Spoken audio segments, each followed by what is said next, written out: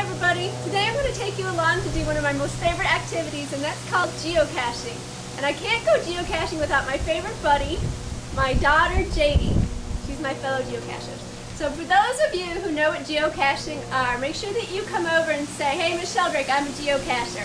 But for those of you who don't know, you're in for a real treat.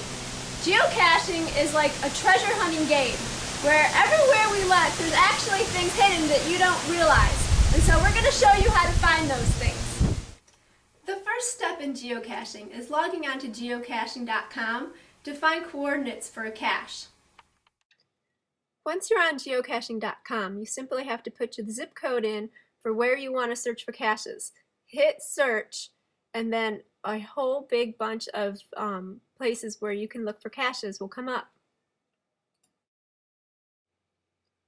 Scroll through and look for the ones that are recently found, because those are the ones that are probably still in place. Sometimes the caches will be muggled, or which means that somebody has taken them, or they just haven't been maintained. So you definitely want to look for one that's been recently found.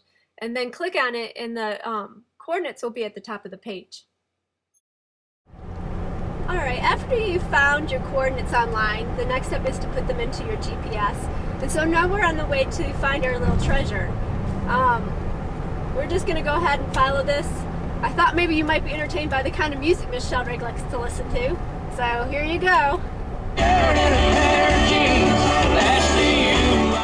Okay, our coordinates have brought us out here by Johnson Memorial Hospital. And so we're really close to where we need to be.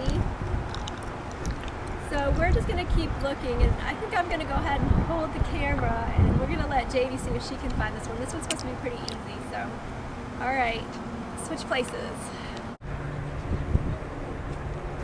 So what JD's doing right now is she's just trying to locate the general coordinates.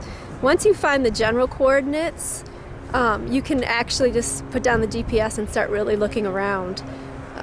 What we call this is, in geocaching, it's known as the dance of the GPS, because you do a lot of walking back and forth trying to get the correct coordinates.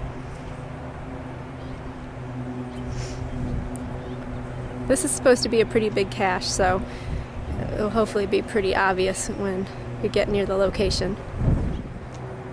So we think it's probably going to be somewhere in this area. We have a lamppost. Lampposts are pretty common place to find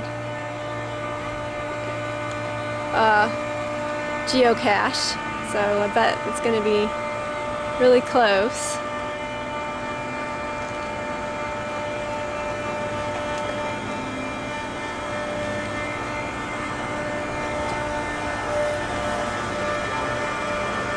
The coordinates coming out to this area, Jade?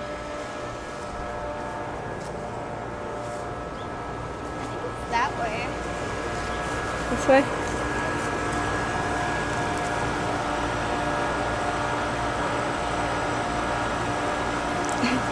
Again, this would be called the dance of the GPS, and you're seeing why, a lot of back and forth. Are we dead right now?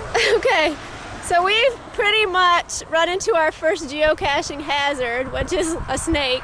So no, it's probably going to turn the girls off of geocaching, but this is something that we have not run into before, and I almost stepped on him. So he's just a little guy, but he's got us trapped. We're pretty terrified.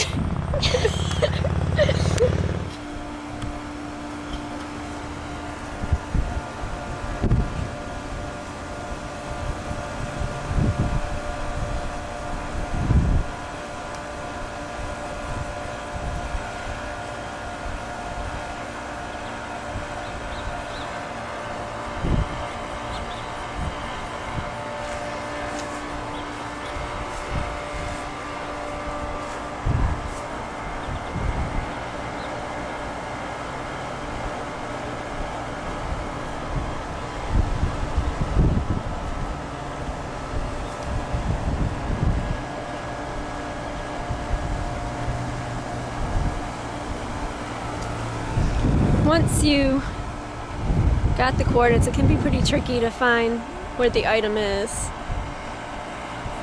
because your coordinates can be off a little bit. It's supposed to be pretty big.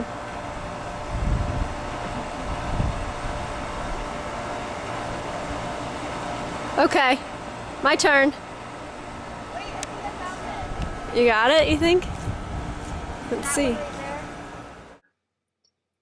I'm sorry, but in order to see the rest of this movie, you have to do your math sheet and use the answers as a code on the next website in order to get in and view the rest of the movie. Good luck!